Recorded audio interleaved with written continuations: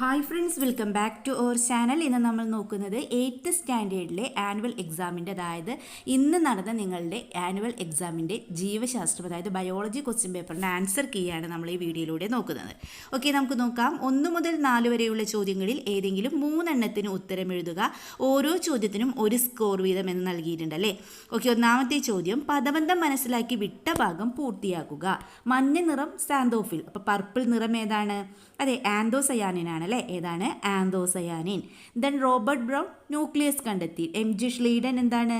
അതെ, സസ്യശരീരം കോശങ്ങളാൽ നിർമ്മിതമാണെന്ന് കണ്ടെത്തി. MG Schleiden സസ്യശരീരം കോശങ്ങളാൽ നിർമ്മിതമാണെന്ന് കണ്ടെത്തി. ദെൻ സെക്കൻഡ് ക്വസ്റ്റ്യൻ, ഒറ്റപ്പെട്ടത് കണ്ടെത്തി മറ്റുള്ളവയുടെ പൊതു സവിശേഷത എഴുതുക എന്നാണല്ലേ പറഞ്ഞിട്ടുള്ളത്.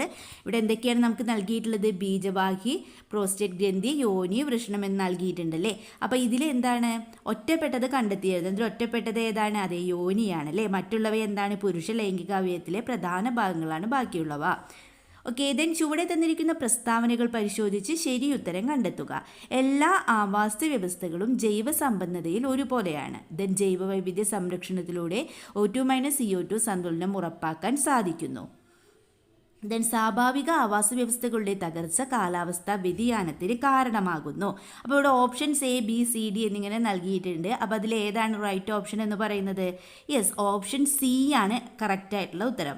ഓപ്ഷൻ സി, അതായത് 1, 3 ശരി, 2, 3 ശരി, 1 തെറ്റ് എന്നുള്ളതാണ് ഇതിലെ കറക്റ്റ് ഓപ്ഷൻ എന്ന് പറയുന്നത്. ഓക്കെ, ദെൻ ചിത്രത്തിൽ XY എന്ന് അടയാളപ്പെടുത്തിയ ഭാഗങ്ങൾ തിരിച്ചറിഞ്ഞെഴുതുക എന്നാണല്ലേ പറഞ്ഞുള്ളത്. ചിത്രത്തിൽ XY എന്ന് അടയാളപ്പെടുത്തിയ ഭാഗങ്ങൾ തിരിച്ചറിഞ്ഞ് എഴുതുക. ഇതിലെ X ഏതാണ്? യെസ്, ജനറേറ്റീവ് ന്യൂക്ലിയസ് ആണ്. ദെൻ Yയോ പരാഗനാളിയാണ്. X ജനറേറ്റീവ് ന്യൂക്ലിയസ്, Y പരാഗനാളി. ഓക്കെ, ദെൻ നെക്സ്റ്റ് ക്വസ്റ്റ്യൻ നോക്കാം. 9 വരെയുള്ള ചോദ്യങ്ങളിൽ ഏതെങ്കിലും 4 എണ്ണത്തിന് ഉത്തരം എഴുതുക. ഓരോ ചോദ്യത്തിനും 2 സ്കോർ വീതമാണ് അല്ലേ. പട്ടിക ഉചിതമായിട്ട് പൂർത്തിയാക്കുക എന്നാണ് പറഞ്ഞിട്ടുള്ളത്. ഇതിൽ കാർഷിക മേഖല, ദെൻ ഇനം, ഉൽപ്പന്നം എന്നാണ് നൽകിയിട്ടുള്ളത്. ഇവിടെ ഇനം നൽകിയിട്ടുണ്ട്. ഫസ്റ്റ് വണ്ണ് ഇനം രോഹുവാണ്. അപ്പോൾ കാർഷിക മേഖല ഏതാണ്? SPC കൾച്ചറാണ്. ദെൻ ഉൽപ്പന്നം ഭക്ഷ്യ ഇനമാണ്. Then ക്യൂണി culture. ദെൻ ഇനത്തിൽ ഏതാണ്? Yes, Angora. ദെൻ ഉൽപ്പന്നം രോമം. ദെൻ ഡി ഏതാണ്? ഇനം ടസറാണ്. ഉൽപ്പന്നം പട്ടുനൂലാണ്. അപ്പോൾ ഏതാണ് കാർഷിക മേഖല എന്ന് പറയുന്നത്? അതെ, സെറി കൾച്ചറാണ്. ഓക്കെ, അപ്പോൾ APC കൾച്ചർ, B ഭക്ഷ്യ ഇനം, C angora, D sericulture. Okay, ഇത് നെക്സ്റ്റ് നോക്കാം. വിവിധ ജന്തുകലകളും അവയുടെ സവിശേഷതകളും യഥാക്രമം A, B കോളങ്ങളിൽ നൽകിയിരിക്കുന്നു. അവയെ മാതൃകയനുസരിച്ച് ജോഡി ചേർത്ത് എഴുതുക എന്നാണല്ലേ പറഞ്ഞിട്ടുള്ളത്. നാരുകല ഇതര കലകളെ ബന്ധിപ്പിക്കുന്നു. അതായത് ഒരു മാതൃക നമുക്ക് ഇവിടെ നൽകിയിട്ടുണ്ട്, ഇതുപോലെ എഴുതാനാണ് പറഞ്ഞിട്ടുള്ളത്. ഓക്കെ, നമുക്ക് ആൻസർ നോക്കാം.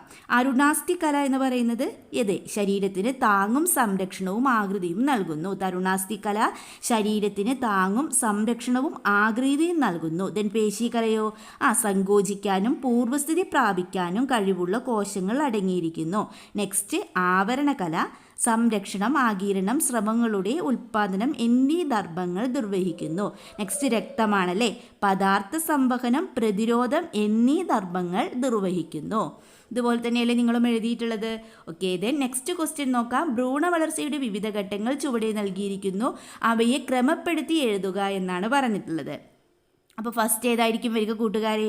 അതെ, അണ്ഡാശയത്തിൽ നിന്നും അണ്ഡം ഉത്സർജിക്കപ്പെടുന്നു. ദെൻ അണ്ഡവാഹിനിയിൽ വെച്ച് അണ്ഡം പുംബീജവുമായി ചേരുന്നത് സിക്താണ്ഡം രൂപപ്പെടുന്നു. ദെൻ C എന്താണ്? തുടർച്ചയായ കോശവിഭജനത്തിലൂടെ ഭ്രൂണം രൂപപ്പെടുന്നു. ദെൻ D യെസ്, ഭ്രൂണം എൻഡോമെട്രിയത്തിൽ പറ്റിച്ചേർന്ന് വളരുന്നു. അപ്പോൾ ഇതുപോലെ ക്രമപ്പെടുത്തി നിങ്ങൾ എഴുതുക. ഓക്കെ, ദെൻ 8ാമത്തെ ചോദ്യം, ഒരു ഭക്ഷ്യശൃംഖലയിൽ ഉൾപ്പെടുന്ന ഏതാനും ജീവികളെ ചുവടെ തന്നിരിക്കുന്നു. ഇവയെ ഉൾപ്പെടുത്തി ഒരു ഭക്ഷ്യശൃംഖല നിർമ്മിക്കുക. ഈ ഭക്ഷ്യശൃംഖലയിൽ 3ാം പോഷണ തലത്തിൽ വരുന്ന ജീവി ഏതെന്നും ചോദിച്ചിട്ടുണ്ട്. അപ്പോൾ ആദ്യം ഭക്ഷ്യശൃംഖല എങ്ങനെയാണ് എഴുതേണ്ടത്? യെസ്, പുല്ല്, സീബ്ര, സിംഹം, കഴുകൻ. എങ്ങനെയാണ്? പുല്ല്, സീബ്ര, സിംഹം, കഴുകൻ. ഇതിൽ 3ാം പോഷണത്തിൽ വരുന്ന ജീവി ഏതാണ്? അതേ, സിംഹമാണ് അല്ലേ. സിംഹം. ഇതിൻ ജീവിയ ഘടകങ്ങൾ നിലനിൽക്കുന്നതിന് അജീവീയ ഘടകങ്ങൾ അനിവാര്യമാണ്. ഈ പ്രസ്താവന സാധൂകരിക്കുക എന്നാണല്ലേ പറഞ്ഞിട്ടുള്ളത്. 1 മാർക്കിൻ്റെ ക്വസ്റ്റ്യൻ ആണ്. ഓക്കെ, നമുക്ക് എഴുതാം. അജീവ ഘടകങ്ങളായ സൂര്യപ്രകാശം, ജലം, മണ്ണ്, വായു എന്നിവ ജീവഘടകങ്ങളുടെ നിലനിൽപ്പിന് അനിവാര്യമാണ്. കാരണം അവ ജീവനുള്ള ഏവർക്കും ആവശ്യമായ അടിസ്ഥാന സാഹചര്യങ്ങളും വിഭവങ്ങളും നൽകുന്നു. നെക്സ്റ്റ് മണ്ണ് എഴുതാം നമുക്ക്. ധാരാളം ജീവികളെ വാസസ്ഥലം സസ്യങ്ങൾക്ക് പോഷണവും ജലവും ലഭ്യമാക്കുന്നു. ദെൻ സൂര്യപ്രകാശം എന്താണ്? സസ്യങ്ങൾ പ്രകാശ സംശ്ലേഷണത്തിന് പ്രയോജനപ്പെടുത്തുന്നു. ദെൻ വായു ഓക്സിജൻ ശ്വസനത്തിന് ഉപയോഗിക്കുന്നു. കാർബൺ ഡൈ ഓക്സൈഡ് പ്രകാശ സംശ്ലേഷണത്തിന് പ്രയോജനപ്പെടുത്തുന്നു. ദെൻ ജലം ജീവൻ്റെ നിലനിൽപ്പിന് അത്യാവശ്യം. ജീവശരീരത്തിൽ 70% എന്താണ്? അതേ ജലമാണ്. അജീവ ഘടകങ്ങളില്ലാതെ ജീവഘടകങ്ങൾ നിലനിൽക്കാനാവില്ല. ഓക്കെ, അപ്പോൾ എന്ത് ചെയ്യുക? അതുപോലെ പ്രസ്താവന സാധൂകരിച്ച് നിങ്ങൾ എഴുതുക. ഓക്കെ, ദെൻ നെക്സ്റ്റ് നോക്കാം. നെക്സ്റ്റ് നോക്കാം. ചിത്രം നിരീക്ഷിച്ച് ചോദ്യങ്ങൾക്ക് ഉത്തരം എഴുതുക എന്നാണല്ലേ പറഞ്ഞിട്ടുള്ളത്. എക്സ് എന്ന ഭാഗം തിരിച്ചറിഞ്ഞ് പേരെഴുതുക. എക്സ് ഏതാണ്? അതെ, എൻഡോമെട്രിയമാണ്. ദെൻ വൈ എന്ന ഭാഗം പ്രത്യുൽപാദനത്തിൽ വഹിക്കുന്ന പങ്ക് എന്തെന്ന് ചോദിച്ചിട്ടുണ്ടല്ലേ. അപ്പോൾ വൈ എന്ന ഭാഗം ഏതാണ്? അണ്ടങ്ങളാണല്ലേ. അപ്പോൾ അത് പ്രത്യുൽപാദനത്തിൽ വഹിക്കുന്ന പങ്ക് എന്താണ്? സ്ത്രീലൈംഗിക ഹോർമോണുകളായ ഈസ്ട്രജൻ, പ്രൊജസ്ട്രോൺ എന്നിവ എന്ത് ചെയ്യുന്നു? ഉൽപ്പാദിപ്പിക്കുന്നു. ഓക്കെ, ദെൻ നെക്സ്റ്റ് ക്വസ്റ്റ്യൻ നോക്കാം. 10 മുതൽ 13 വരെയുള്ള ചോദ്യങ്ങളിൽ ഏതെങ്കിലും 3 എണ്ണത്തിന് ഉത്തരം എഴുതുക. ഓരോ ചോദ്യത്തിലും 3 സ്കോർ വീതം.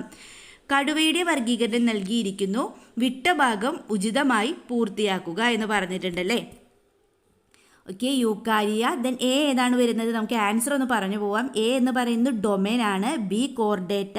ദെൻ സി ക്ലാസ് ആണ്. D family. E panthera. F tigris. അതുകൂടി ഉത്തരം പറയാം. A domain, then B chordata, then C class, D family, E panthera, then F tigris. Then ഒരു അന്തർദേശീയ സംഘടനയുടെ ലോഗോ തന്നിരിക്കുന്നു. ഈ സംഘടനയുടെ പേരെഴുതുക. ഏതാണ്? WWF ആണല്ലേ. World wide fund for nature ആണ്. ദെൻ സംഘടനയുടെ ലക്ഷ്യം എന്തെന്ന് ചോദിച്ചിട്ടുണ്ട്. എന്താണ് കൂട്ടുകാരെ സംഘടനയുടെ ലക്ഷ്യം? വന്യജീവികളുടെയും അവരുടെ ആവാസ വ്യവസ്ഥകളെയും സംരക്ഷിക്കുക. ജൈവ വൈവിധ്യം നിലനിർത്താൻ വനനശീകരണവും നിയമവിരുദ്ധമായ വേട്ടയാടലും ഒഴിവാക്കുക. നെക്സ്റ്റ് ലക്ഷ്യം നമുക്ക് എന്ത് എഴുതാം? മരങ്ങൾ നട്ട് നമ്മുടെ ഭാവി സംരക്ഷിക്കുക. മരങ്ങൾ കാർബൺ ഡൈ ഓക്സൈഡ് ആഗിരണം ചെയ്ത് ഓക്സിജൻ നൽകുകയും ജൈവ വൈവിധ്യം സംരക്ഷിക്കുകയും ചെയ്യുന്നു. കൂടുതൽ ഹരിതവും ആരോഗ്യവുമുള്ള സ്ഥിതി സൃഷ്ടിക്കാൻ പ്രാദേശിക വൃക്ഷത്തെ നട്ട് സംരക്ഷണ പ്രവർത്തനങ്ങളിൽ പങ്കെടുക്കൂ. ഇതിൽ മലിനീകരണം കുറയ്ക്കാനും സ്വാഭാവിക വിഭവങ്ങൾ സംരക്ഷിക്കാനും മാലിന്യം കുറച്ച് വസ്തുക്കൾ വീണ്ടും ഉപയോഗിക്കുകയും റീസൈക്കിൾ ചെയ്യുകയും ചെയ്യുക. ഇതിൽ ഏതെങ്കിലും 2 ലക്ഷ്യം നിങ്ങൾ എഴുതിയിട്ടുണ്ടെങ്കിൽ നിങ്ങൾക്ക് മുഴുവൻ മാർക്ക് ലഭിക്കുന്നതാണ്. ദെൻ നെക്സ്റ്റ് നോക്കാം. ഓക്കെ, 12ാമത്തെ ചോദ്യം. കൗമാരഘട്ടത്തിലെ ശാരീരിക മാറ്റങ്ങൾ ബോക്സിൽ തന്നിരിക്കുന്നു. അവ ഉൾപ്പെടുത്തി ചിത്രീകരണം ഉചിതമായി പൂർത്തിയാക്കുക എന്നാണല്ലേ പറഞ്ഞിട്ടുള്ളത്. അപ്പോൾ നോക്കൂ, ഏതാണ് വരുന്നത്? തോളെല്ലുകൾക്ക് വികാസം സംഭവിക്കുന്നു. ദെൻ ബി എന്താണ്?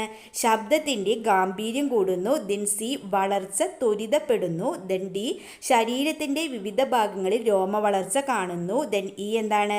ശബ്ദ സൗകുമാര്യം കൂടുന്നു. ദെൻ എഫ് ഇടപ്പെല്ലുകൾക്ക് വികാസം സംഭവിക്കുന്നു. എ തോളെല്ലുകൾക്ക് വികാസം സംഭവിക്കുന്നു. ബി ശബ്ദത്തിന് ഗാംഭീര്യം കൂടുന്നു. സി വളർച്ച ത്വരിതപ്പെടുന്നു.